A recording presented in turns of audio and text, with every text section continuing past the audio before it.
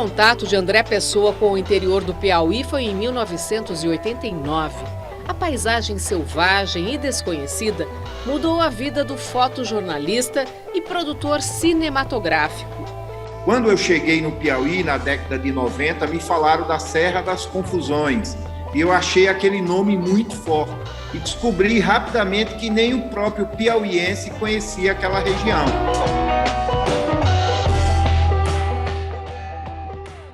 No Repórter Eco de hoje, conheça as imagens e pinturas rupestres da pré-história do Brasil, registradas no interior do Piauí pelo fotojornalista André Pessoa. E você vai ver também: a maior floresta tropical do mundo entra em colapso ambiental e já emite mais carbono do que consegue absorver. E uma entrevista com Ângela Mendes, a militante socioambiental, filha do líder seringueiro Chico Mendes, quer ajudar a formar jovens líderes para preservar a Amazônia e os saberes dos povos tradicionais.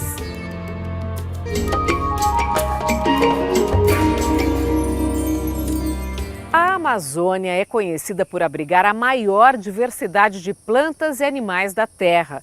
Oferece importantes serviços ecológicos, fornece chuvas para o Brasil e contribui para regular o clima no planeta. Mas um novo estudo mostra que a floresta sofre o impacto das queimadas e desmatamentos e já emite mais carbono do que consegue reter.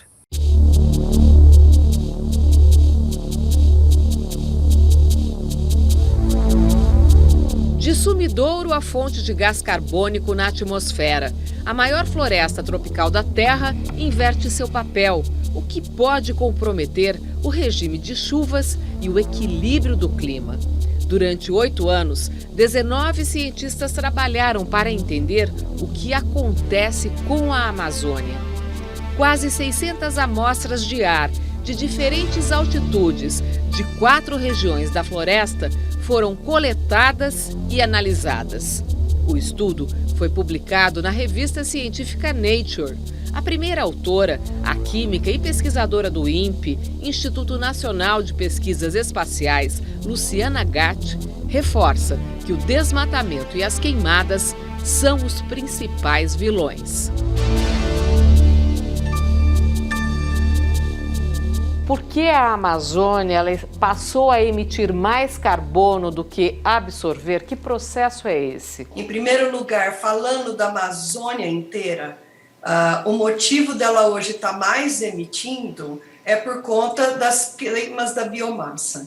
E o que está por trás da queima da biomassa é principalmente o desmatamento. Então, se a gente considerar como um todo, a emissão da queimada ela é 3 vezes maior do que a floresta está conseguindo retirar. Os pesquisadores confirmaram que a maior emissão de carbono está concentrada no lado leste da Amazônia, nos estados do Pará e do Mato Grosso, justamente as áreas mais degradadas. Essa região, que está 37% desmatada, perdeu 34% de chuva nos meses de agosto, setembro, outubro, em 40 anos, e a temperatura aumentou 1,9 graus Celsius, quase 2. Quando a gente olha a segunda região mais desmatada, que é a região sudeste, ela está 28% desmatada e perdeu 24% de precipitação, né, de chuva, nesses meses de agosto, setembro, outubro. Mas a temperatura aumentou muito mais. Nesses 3 meses ela aumentou 2,5 graus, e quando você olha apenas agosto e setembro, o aumento é de 3,1 graus Celsius. Isso é inimaginável da gente ver na Amazônia. Essa é uma condição climática que a gente iria esperar para daqui a muitos anos, com uma concentração de CO2 muito mais alta. Temperaturas altas e secas prolongadas. O estresse climático provoca a morte prematura das árvores da Amazônia. O processo de decomposição significa mais emissão de CO2, o que os cientistas chamam de efeito secundário. Nós temos a vegetação mais seca, porque reduz muito a precipitação, aumenta a temperatura, tornando a floresta mais fácil de queimar. Então, aquele desmatamento que era para representar uma emissão X, né, porque o pessoal tira as toras, que é a maior parte de carbono, vende a maior parte ilegalmente, diga-se de passagem, e o resto, que é uma quantidade menor, queima. Então, se esperava uma emissão X. Mas o que nós estamos vendo é que aquela parte ao lado, tanto está queimando, como depois está decompondo, fazendo com que a emissão não seja o triplo, seja 10 vezes mais. Então, você imagina, a folhinha cai e aí ela vai ficar ali no solo decompondo. Isso é emissão de CO2. Durante o estresse, em que reduz a fotossíntese e a respiração continua a mesma, você vai ver mais emissão de CO2, chegando ao ponto de uma árvore morrer e ela também vai se decompor ao longo do tempo.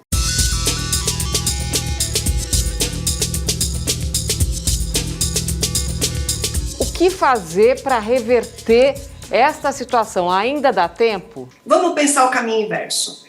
A gente faz um acordo nacional de proibir queimadas de julho a novembro, que é quando está tendo uma perda clara de chuva e um aumento de temperatura acentuado. Em segundo lugar, fazemos uma moratória de desmatamento, né, na Amazônia, no mínimo por uns 5 anos, para a floresta ter tempo de se regenerar. E além disso, essas áreas que estão muito desmatadas, com desmatamento próximo de 30, superior a 30, temos que ter projeto de reflorestamento. É uma emergência no planeta, é muito egoísmo as pessoas pensarem em se enriquecer a custo de outras pagarem com a vida, pagarem com a sua condição de vida, né? Veja o que está acontecendo no Brasil. Quanta gente passando fome, né? Enquanto uma classe muito pequena está tendo lucros com essa aparentemente maior disponibilidade de terra para produzir. Ter mais terra para produzir não significa aumento de produtividade, porque nós estamos reduzindo a chuva, né? Aumentando a temperatura. Então, na verdade, nós estamos plantando seca, desmatando florestas, né? Desmatando áreas naturais.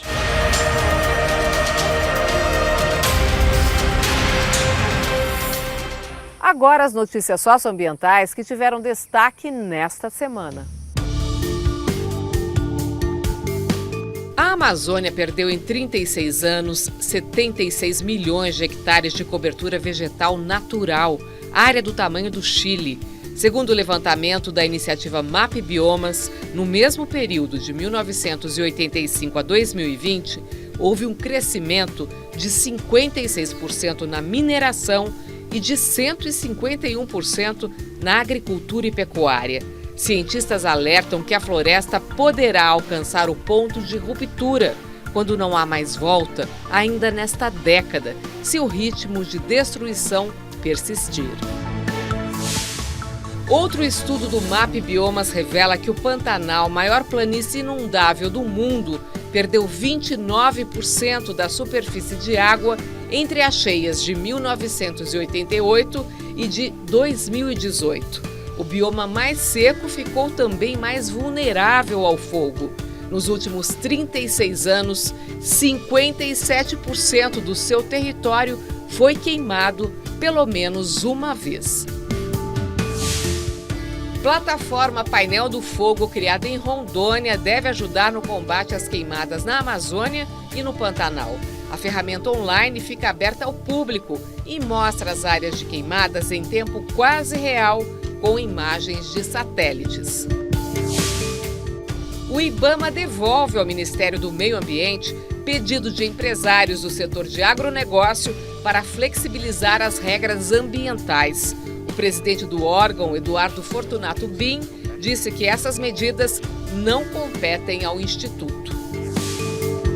Em decisão polêmica, o IBAMA emite licença para o início das obras do linhão de Tucuruí, a linha de transmissão de energia que vai ligar Manaus a Boa Vista. A licença teve o aval da FUNAI, Fundação Nacional do Índio, Mas a associação Waimiri-Atroari afirma que não recebeu resposta do governo federal sobre a proposta de compensação socioambiental pela obra, que vai passar por dentro da reserva indígena em Roraima. O pica-pau bico de marfim, que inspirou o pica-pau do desenho animado, foi declarado extinto. Ele saiu da lista de espécies ameaçadas dos Estados Unidos. E veja logo mais aqui no Repórter Eco. Uma entrevista com Ângela Mendes, filha do líder seringueiro Chico Mendes, a militante socioambiental, mantém viva a luta do pai para preservar a Amazônia e os saberes dos povos da floresta.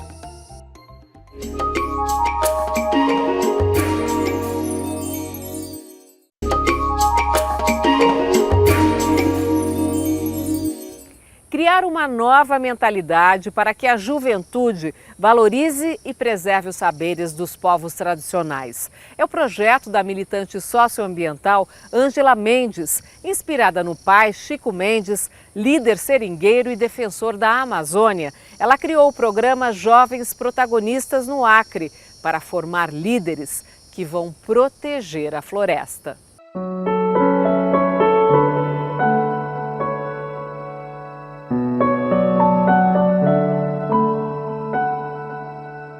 A gente precisa somar mesmo, né, esforços para a gente lutar, porque lutar pela floresta, lutar pelas pessoas que estão na floresta, lutar, né, por um meio ambiente equilibrado, é lutar pela vida, é lutar para que a gente possa ver nossos filhos e netos, né, tendo um planeta saudável ainda para viver. Ela fala com conhecimento de causa. A luta para manter o que resta da floresta amazônica está no DNA de Ângela, a filha mais velha de Chico Mendes, seringueiro, símbolo do movimento ambientalista. A gente entende que as reservas extrativistas, elas são o legado que o meu pai deixou para o mundo, né, porque ele debateu esse conceito.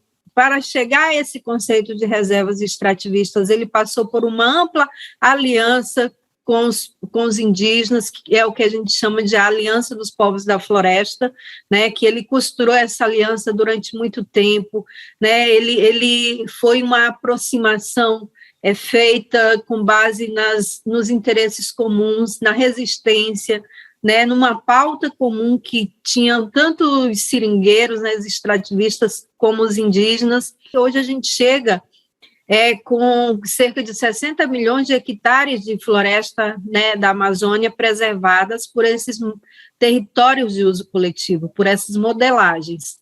Então, tudo isso é fruto de uma luta que seus companheiros, tanto do Acre como do Amapá, como do Amazonas do Pará, fizeram, né, e pela qual, inclusive, ele foi assassinado. Em 1988, uma semana depois de completar 44 anos, Francisco Alves Mendes Filho, o Chico Mendes, foi assassinado com um tiro de espingarda. O estampido ecoou mundo afora e fez de Chico Mendes a maior referência mundial do movimento ambientalista e de defesa da Amazônia. Como parte de seu legado, estão as campanhas pelo fim do desmatamento, pelo direito à saúde e educação dos seringueiros, povos da Amazônia e as reservas extrativistas, áreas de floresta protegidas por lei. Nessas reservas, a única atividade econômica permitida é a coleta de frutos, óleos e sementes, sem a derrubada das árvores. Mas o projeto de lei 6.024, que tramita na Câmara dos Deputados, altera os limites da reserva extrativista Chico Mendes, no Acre, e modifica a categoria do Parque Nacional da Serra do Divisor. Esse PL ele é muito perigoso, primeiro que ele pode abrir precedentes muito graves, né, de que outros projetos de lei venham nesse mesmo rumo, e continue a fracionar resex. Esse projeto de lei ele atende ao interesse de alguns infratores que estão residindo na reserva extrativista, né? Então, esses infratores, eles estão de forma ilegal e eles estão irregulares lá porque eles não têm o perfil, eles estão criando gado dentro da Resex. Esse projeto de lei pretende tirar toda essa área dessas pessoas que estão criando gado dentro da Resex para que elas legalizem, né, as irregularidades. É o interesse também, né, pela especulação, pela exploração mineral na região do Alto Juruá, que aí já entra, né, a extinção do Parque Nacional, que, na verdade, eles pretendem transformar o parque em uma área de proteção ambiental que tem muito menos proteção, né, muito frágil a proteção dela em relação a um parque nacional. Chico Mendes deixou ao mundo uma herança de luta pelo meio ambiente e uma carta dedicada aos jovens do futuro. No texto, ele ansiava por uma revolução que unificasse todos os povos do planeta em um só ideal. Inspirada pela carta escrita em 1988, Ângela criou o projeto Jovens Protagonistas, para formar hoje as lideranças que vão cuidar da floresta amanhã.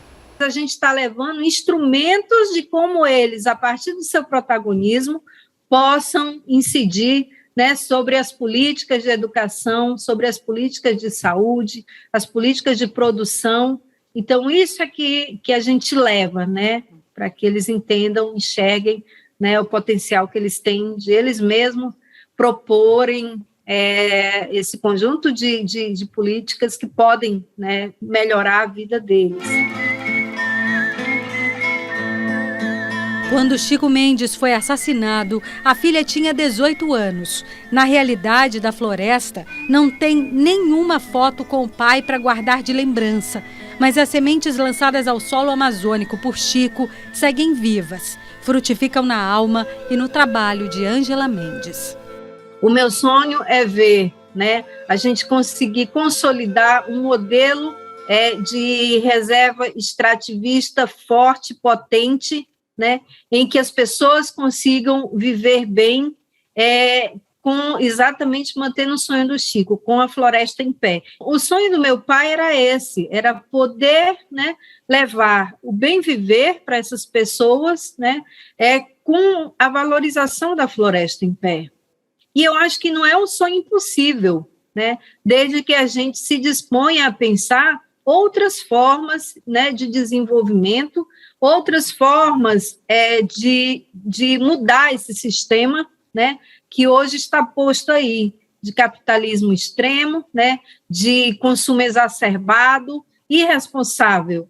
Então, a gente precisa pensar outra via, porque por essa que a gente está indo, o planeta não resiste.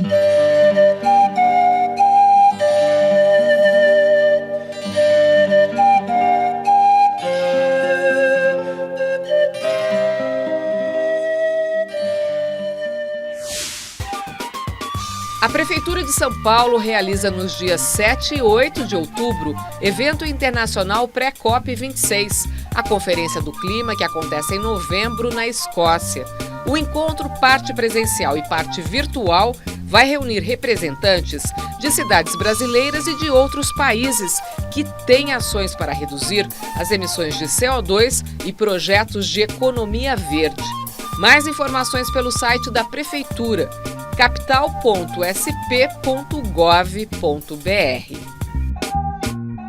E veja a seguir, aqui no Repórter Eco. Fotógrafo André Pessoa reúne em livro imagens de pinturas rupestres inéditas para a ciência entre o Parque da Serra das Confusões e o da Serra da Capivara, famoso pelos sítios arqueológicos no Piauí.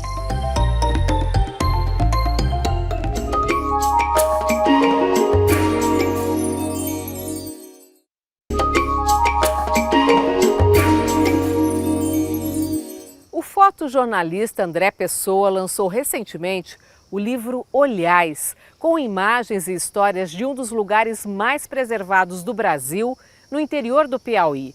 A obra registra a região de Caatinga e a descoberta de pinturas milenares no corredor ecológico entre o Parque da Serra das Confusões e o da Serra da Capivara, o maior do mundo em pinturas rupestres.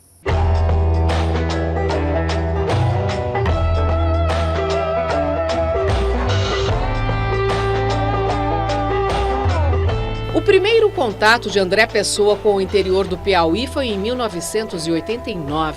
A paisagem selvagem e desconhecida mudou a vida do fotojornalista e produtor cinematográfico.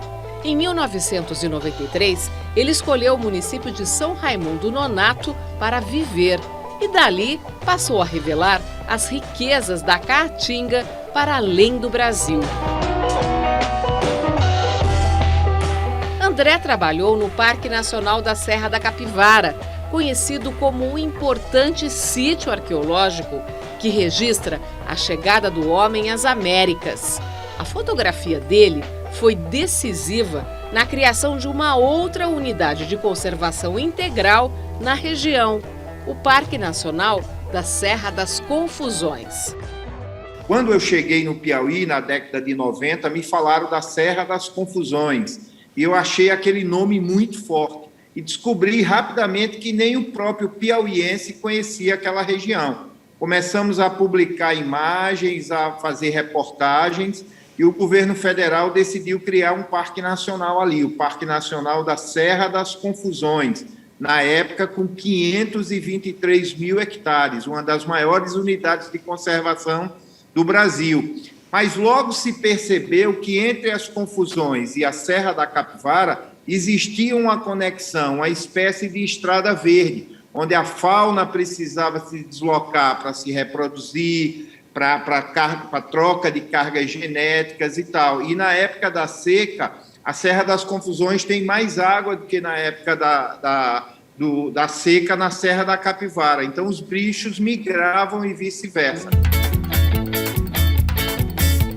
O corredor ecológico entre os dois parques, criado em 2005, agora é registrado pelas lentes do fotógrafo no livro Olhais.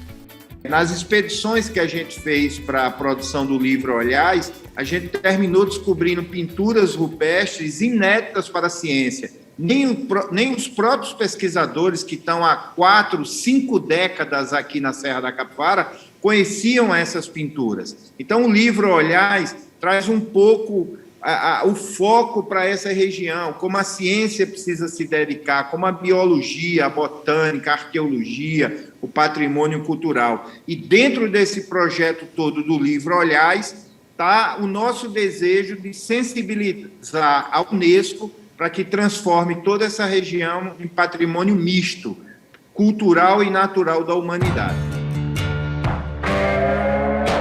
O título do livro foi inspirado no nome dado a uma grande formação rochosa, uma nova pedra furada encontrada na região, a Pedra do Olhais. Embora o nome seja Olhais, a fotografia que está na capa é de uma pintura rupestre de um animal. Que figura é essa? Essa capa ela é muito importante, porque ela tem uma série de significados.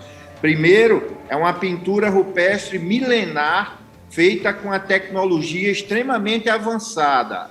O artista usou um pigmento amarelo, quase cor de ouro, e a pintura rupestre denota movimento, ou seja, o artista só começa a ter a sensação de movimento quando surge a fotografia. É a fotografia que resiste o movimento e o artista plástico consegue retratar isso. Na pré-história, o homem que habitou essa região do Piauí já tinha essa sensibilidade. As pinturas demonstram movimento. Além disso, parece retratar um veado galheiro. O veado galheiro hoje está completamente extinto na Caatinga, porque ele precisa de água, precisa de áreas muito úmidas.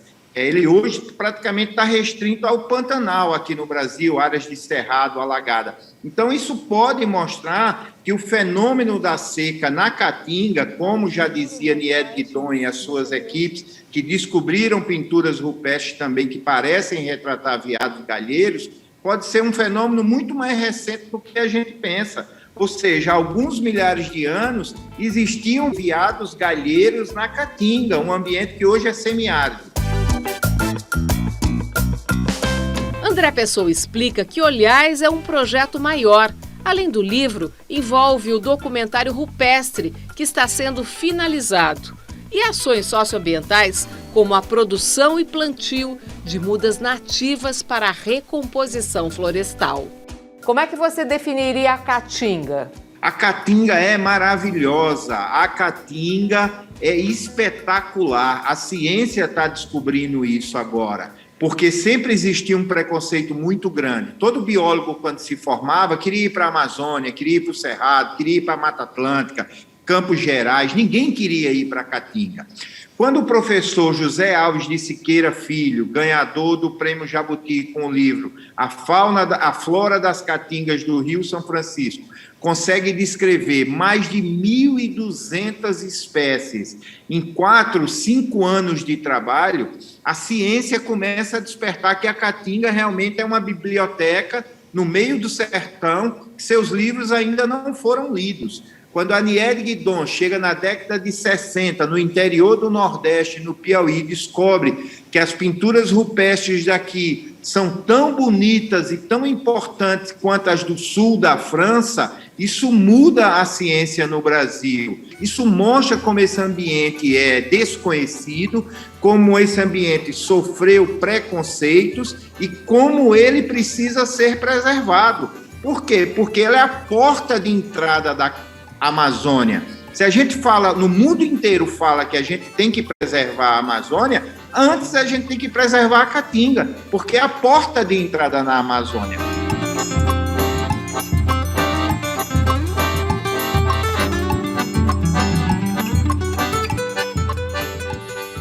E por hoje é só. A gente se encontra no próximo Repórter Eco com mais projetos, ações e pesquisas por um mundo melhor e mais digno para todas as formas de vida. Até lá!